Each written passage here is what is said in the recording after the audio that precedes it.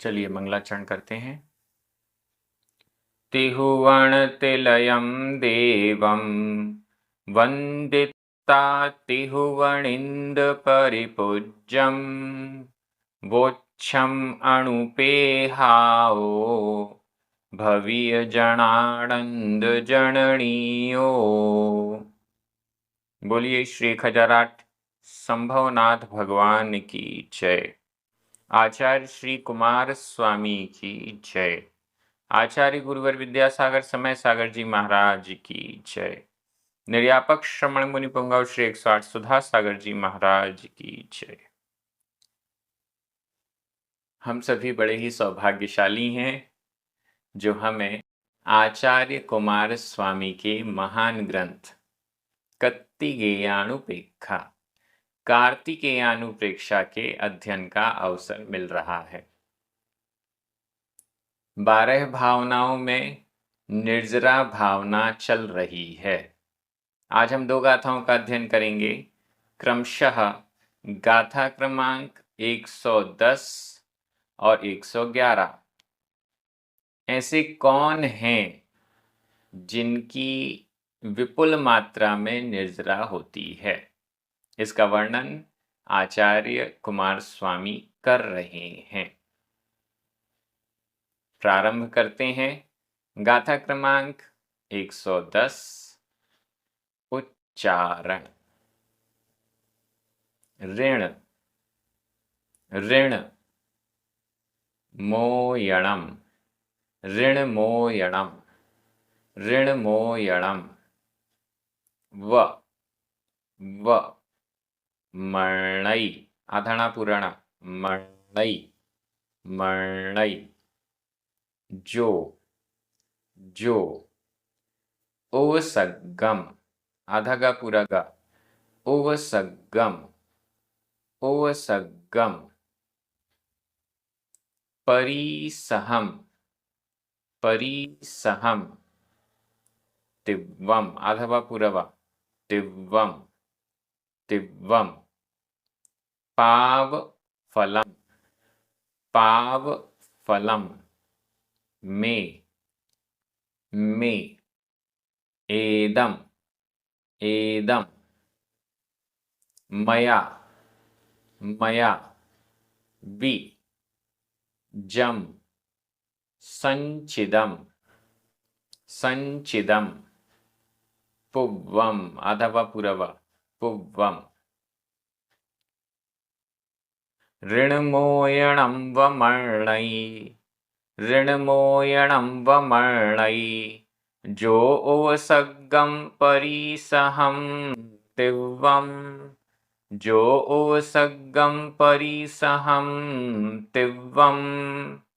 पावफलं मे एदं मया बीजं संचिदं पुव्वम।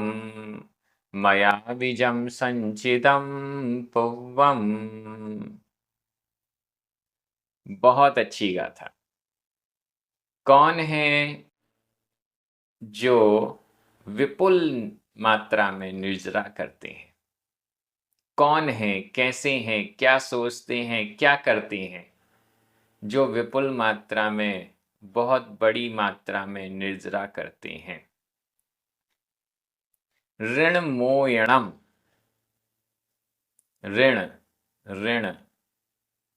ऋण का मतलब है कर्ज। किसी से हम ऋण लेते हैं, हमारे पास पैसे नहीं हैं, हमें कोई काम है, बहुत ज़रूरी है, अभी आवश्यकता है, तो हम किसी से ऋण लेते हैं, कर्ज लेते हैं। ऋण मोयणम ऋण का मोचन का मतलब है छुटकारा, कर्ज चुकाना। व के समान, कर्ज चुकाने के समान। ऋण मोयणम व ऋण मोचन के समान, कर्ज चुकाने के समान। मर्णै मानता है, कर्ज चुकाने के समान मानता है। किसको कर्ज चुकाने के समान मानता है? जो उपसर्गम, जो व्यक्ति, जो को सबसे आगे लगा लीजिए। जो व्यक्ति ऐसा करता है, तस् हवे णिज्जरा व्यूला, ये पिछली गाथा से ले लीजिए। जो ऐसा करता है, तस् उसके, हवे होती है, णिज्जरा व्यूला विपुल मात्रा में निर्जरा उसके होती है। किसके होती है? जो ऋण मोयणम, ऋण मोचन के समान, कर्ज से छुटकारे के समान, कर्ज को चुकाने के समान, मरणई मानता है। किसको मानता है? उपसर्गम, उपसर्ग को, उपसर्गम उपसर्ग को, परिसहम परिशह को, और वो भी कैसा उपसर्ग, कैसा परिसह है? तीव्रम तीव्र। जो मुनिराज तीव्र उपसर्गम उपसर्ग को, परिसहम परिशह को, ऋण मोयणम ऋण मोचन के समान, कर्ज चुकाने के समान, मरणई मानता है,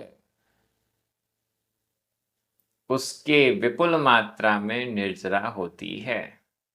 जो तीव्र उपसर्ग हो रहा है, तीव्र परिशह आ रहे हैं, उन सब को कर्ज चुकाने के समान मानता है। जैसे कर्ज चुकाना जरूरी है, जितना जल्दी हम कर्ज चुकाएंगे उतना कम ब्याज हमें देना पड़ेगा। जितना लेट करेंगे कर्ज चुकाने में, उतना ब्याज बढ़ता जाएगा। ये सब तो नॉर्मल है, ये हम समझते हैं। कर्ज जल्दी चुकाना ज़्यादा अच्छी बात है। तो जो उपसर्ग और परिशहों को भी कर्ज के समान मानता है, ये उपसर्ग और परिशय आ रहे हैं, बहुत अच्छी बात है। पूर्व में मैंने कुछ कर्ज लिया था, उस कर्ज को चुका दिया। ऐसा जो मानता है, उसके विपुल मात्रा में निर्जरा होती है। बहुत अच्छी ये गाथा है। ऋण मोयणम व, ऋण मोचन के समान, उपसर्ग और परिशहों को ऋण मोचन के समान, कर्ज चुकाने के समान जो मानता है। उपसर्ग और परिशह, उपसर्ग बहुत सारे प्रकार के होते हैं। मनुष्यों के द्वारा भी उपसर्ग होता है, पशुओं के द्वारा भी उपसर्ग होता है। प्राकृतिक उपसर्ग भी हो सकते हैं, जिस पेड़ के नीचे बैठे हैं उस पेड़ पर बिजली गिर गई, भूकंप आ गया, बाढ़ आ गई इत्यादि। प्राकृतिक उपसर्ग भी, देवकृत उपसर्ग भी होते हैं। कोई देव है, दुश्मन है, देखकर उसने कुछ उपसर्ग कर दिया। ऐसे बहुत सारे प्रकार के उपसर्ग। और परिशह, परिशह 22 प्रकार के हैं। क्षुधा, तृषा, दंश, मशक इत्यादि 22 प्रकार के तीव्र परिशह और तीव्र उपसर्ग को जो कर्ज चुकाने के समान मानता है, उसके बहुत निर्जरा होती है। और क्या मानता है वो? पाप फलम, पाप का फल। ये उपसर्ग और परिशह आए हैं, ये क्या है? पाप फलम, पाप के फल हैं। में, मेरे, एदे यानी यह में, मेरे, पाप फलम, मेरे ही पाप का फल है।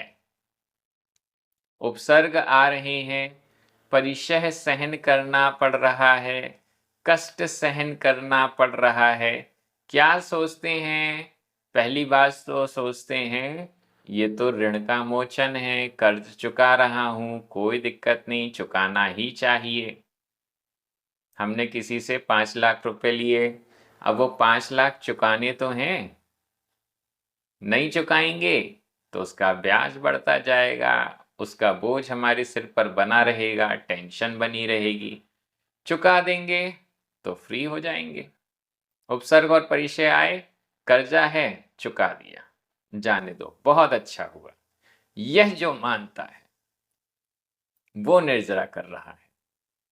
और क्या मानते हैं कि कर्ज मैंने ही तो लिया था, जो मैंने लिया था उसी का तो फल है, अब जो लिया था तो चुकाना ही पड़ेगा। मैंने जो पूर्व में पाप किया था उसी का फल तो ये उपसर्ग और परिशहों के रूप में आया है। अच्छा है आज आ गया, समर्थ हूं, सहन कर लूंगा। अगर बुढ़ापे में आता तो कैसे सहन करता, ये सोच कर वो खुश रहते हैं। उपसर्ग में भी परिशह में भी कितना गहरा चिंतन निर्जरा के पीछे यहां पर है हमारे मुनिराजों का। इस चिंतन के साथ जो मोक्ष मार्ग में आगे बढ़ता है वो मोक्ष क्यों नहीं जाएगा, अवश्य जाएगा। अवश्य कर्मों की निर्जरा भी करेगा और निश्चित रूप से मोक्ष भी जाएगा। क्या है? पाव फलम में एदम एदम, यह में मेरा। पाव फलम पाप का फल है, ये मैंने पूर्व में पाप किया था उसका फल है। किसी दुश्मन ने उपसर्ग किया है, दुश्मन को नहीं कोस रहे हैं। मे पाप फलम, मेरे पाप का फल है। अगर मैंने पाप न किया होता तो ये दुश्मन मुझे उपसर्ग, मेरे ऊपर उपसर्ग न करता। मे पाप फलम, मेरे पाप का फल है। एदम, यह मेरे पाप का फल है। मयावी, मया मेरे द्वारा, भी मेरे द्वारा, भी की जगह ही बोलिए, मेरे द्वारा ही। मया मेरे द्वारा, भी ही मेरे द्वारा ही। जम जो, संचिदम संचित किया हुआ, पूर्वम पूर्व में, मेरे द्वारा ही जो पूर्व में संचित किया गया है उस मेरे पाप का फल है। जो उपसर्ग आ रहा है, परिचय सहन करने पड़ रहे हैं, तीव्र उपसर्ग और तीव्र परिचय, ये तो कर्जे को चुकाने के समान है। अब चाहे इच्छा हो या ना हो, कर्जा तो चुकाना ही पड़ेगा। नहीं चुकाएंगे तो नुकसान बढ़ता जाएगा। कितना अच्छा चिंतन उपसर्ग और परिशहों को सहन करने के लिए। ऐसा चिंतन जिसके पास है वह तो उपसर्ग और परिशहों को हंसकर सहन करेगा, उन पर विजय प्राप्त करेगा। क्यों? अच्छी बात है, जितनी जल्दी ये कर्जा चुक जाए उतना अच्छा। बड़ा पुराना कर्जा है, 10-20 नहीं, भवों भवों पूर्व का संचित ये कर्ज है। अच्छा हुआ आज चुक गया, अच्छा हुआ जब सामर्थ्य थी तब चुक गया। ऐसा विचार जो करते हैं उनकी अपार निर्जरा होती है, उनके विपुल मात्रा में निर्जरा होती है, ऐसा आचार्य कुमार स्वामी कह रहे हैं। हमें भी, हमारे ऊपर कोई परिचय नहीं आता, हमारे ऊपर कोई उपसर्ग नहीं आता। ये उपसर्ग और परिचय तो मुनियों के ऊपर आते हैं। हमने पाप कर्म नहीं किए क्या? नहीं, हमने भी पाप कर्म किए हैं, उनसे, मुनियों से तो कई गुना ज़्यादा किए होंगे, लेकिन हम उन्हें सहन नहीं करते, हम उन्हें टाल देते हैं, उन्हें हटा देते हैं। प्यास हमें भी लगती है लेकिन हम पानी पी लेते हैं, भूख हमें भी लगती है लेकिन हम भोजन कर लेते हैं। मुनिराज दिन में एक बार ही भोजन कर सकते हैं, एक बार ही जल ग्रहण कर सकते हैं। मच्छर हमें भी काटते हैं, हम मच्छरों को भगा देते हैं या फिर बहुत सारी अन्य चीज़ें हैं, वैसा करते रहते हैं। सत्कार पुरस्कार हमारा भी होता है, जहाँ हमारा सत्कार होता है हम उनसे खुश हो जाते हैं, उनको धन्यवाद देते हैं। जहाँ हमें कोई नकारात्मक चीज़ बोलता है, गालियाँ देता है, हम उसको पलटकर कुछ और कह देते हैं। हम सहन नहीं करते, हम सहन नहीं करते, हमारी कर्जा चुक नहीं पाता। जो कर्जा हम चुकाते हैं फिर से नया कर्जा ले लेते हैं, जो पाप का फल हम भोगते हैं फिर से नया पाप बंद कर लेते हैं। तो मोक्ष कैसे होगा? ऐसे नहीं हो पाएगा। मोक्ष तो तभी होगा जब पुराना कर्जा चुकाया जाए, पुराने पाप कर्म को भोग कर उसकी निर्जरा की जाए। बहुत अच्छा चिंतन इस गाथा में है। हमें भी करना क्या चाहिए? जब छोटे मोटे ही सही कष्ट आए तो ये मानकर सहन करना चाहिए कि ये तो पुराना कर्जा है, सहन कर लेते हैं। कोई ऐसी गड़बड़ चीज आए, ये तो पुराना कर्जा है, चुका देते हैं। अगर ऐसा चिंतन हमारा हो जाएगा तो निश्चित रूप से बड़ा निकटता में हमें मोक्ष दिखाई देने लग जाए। गाथा बड़ी अच्छी है व्याकरण की दृष्टि से। ऋणमोयणम, जो पावफलम एदम जम संचिदम पुव्वम, ये सब प्रथमा विभक्ति के एक वचन है। संचिदम भूतकालिक कृदंत का अनियमित प्रयोग है। य और वी ये दोनों ही अव्यय हैं।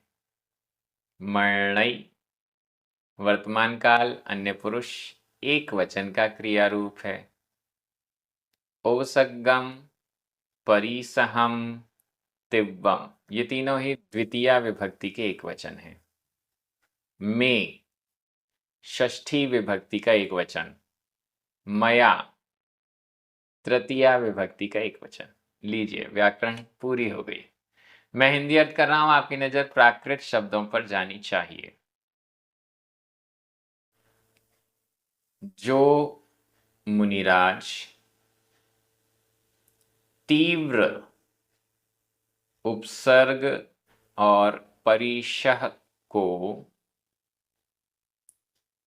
ऋण से मोचन के समान, कर्ज चुकाने के समान मानता है और यह मेरे पाप का फल है, मेरे द्वारा ही जो पूर्व में संचित किया गया था। ऐसा चिंतन जो करता है उनके विपुल मात्रा में निर्जरा होती है। बहुत अच्छी ये गाथा। और कैसे मुनिराज के विपुल मात्रा में निर्जरा होती है, अगली गाथा में चलते हैं। गाथा क्रमांक 111, उच्चारण। जो जो चिंतेयी, चिंतेयी, शरीरम, शरीरम, ममत्त आधता पुरता, ममत्त जणयम, ममत्त जणयम, विणस्सरम आधासा पुरसा, विणस्सरम, विणस्सरम, असुइम, असुइम, दंसणाण चरितम आधता पुरता, दंसणाण चरितम, सुह जणयम, सुह जणयम,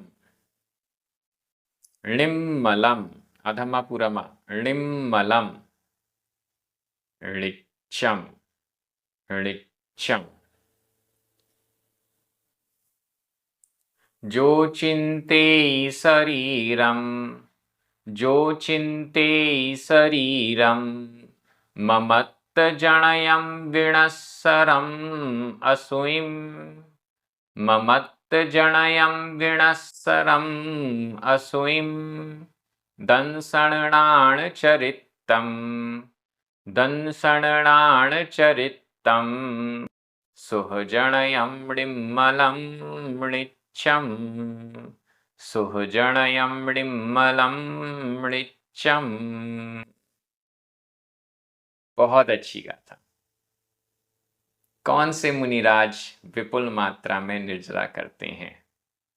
जो चिंतेई, जो मुनिराज चिंतेई चिंतन करता है, एक वचन में दिया है, हम आदर की दृष्टि से बहुवचन बोल रहे हैं।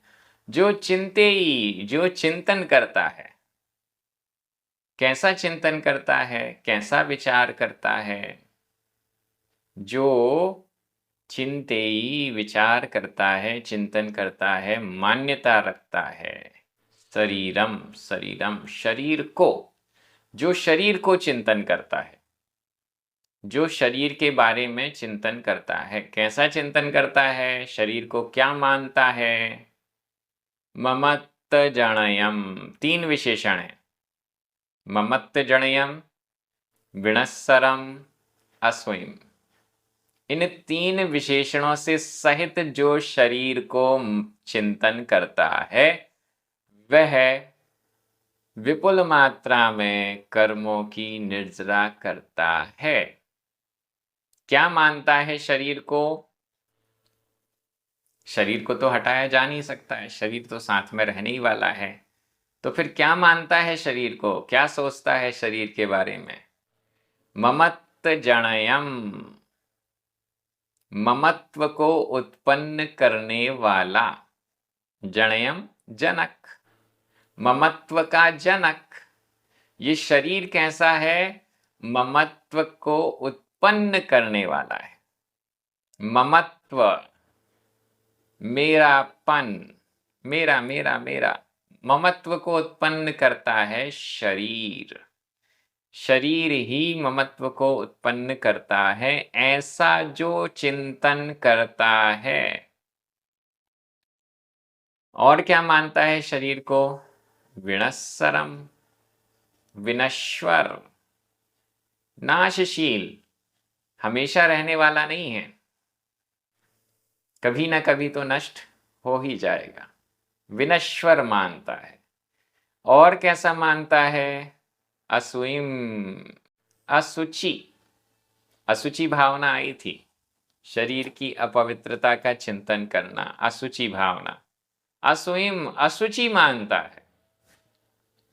जो शरीरम, शरीर को, ममत्त जणयम, ममत्व को उत्पन्न करने वाला, विनस्सरम, विनश्वर, और असुइम, असुचि मानता है, अपवित्र मानता है, चिंतन करता है।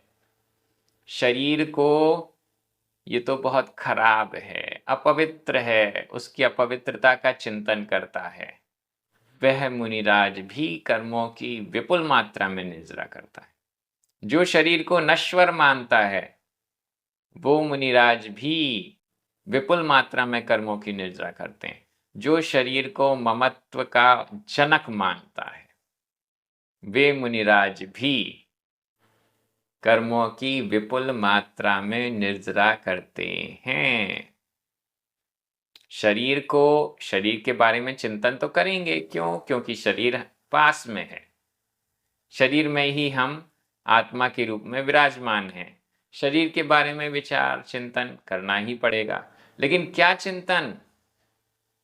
ये तो विलेन है, ये हीरो नहीं है, ये तो विलेन है। ये तो ममत्व को उत्पन्न करने वाला है, ये तो विनाशशील है, अशुचिमय है, अपवित्र है। ऐसा जो चिंतन करता है, वह शरीर के प्रति ममत्व रख नहीं सकता। शरीर के कुछ बिगड़ जाने से विनाशशील है, क्योंकि शरीर में कुछ लग जाएगा, छिल जाएगा, कट जाएगा, वह अपने आप को दुखी नहीं मानेंगे। शरीर की अपवित्रता का ज्ञान जिन्हें है, वो समझेंगे कि इस शरीर से क्या राग करना। और ऐसे मुनिराज विपुल मात्रा में कर्मों की निर्जरा करते हैं। इससे विपरीत अगर शरीर में ममत्व कर रहे हैं, शरीर को अपना मान रहे हैं, शरीर को सुंदर मान रहे हैं तो क्या होगा? कुछ नहीं होगा, कोई कर्मों की निर्जरा होने वाली नहीं है। और क्या चिंतन करते हैं? ये तो शरीर के बारे में। दूसरी लाइन, दंसण णाण चरितम। दर्शन सम्यक दर्शन, णाण ज्ञान सम्यक ज्ञान, चरितम सम्यक चारित्र, रत्नत्रय।